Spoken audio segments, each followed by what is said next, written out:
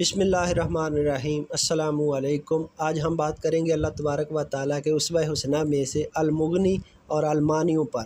دو ناموں پر اس لیے گفتگو کریں گے کہ المغنی جو ہے اس کا نمبر آتا ہے 90۔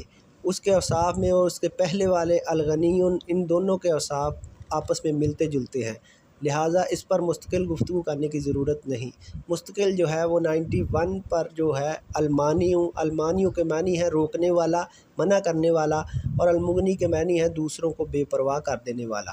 المانیوں میں بہت زبردست تاثیر ہے۔ معنی ذات اللہ تبارک و تعالیٰ کی ہے، اس معنی میں کہ اس نے روک رکھا ہے آسمان کو زمین پر گرنے سے، اس نے روک رکھا ہے ستاروں کو آپس میں ٹکرانے سے، اللہ تبارک و تعالیٰ نے روک رکھا ہے سورج کو چاند اور چاند کو سورج سے ٹکرانے سے، تو گویا یہ اس کی شان ہے۔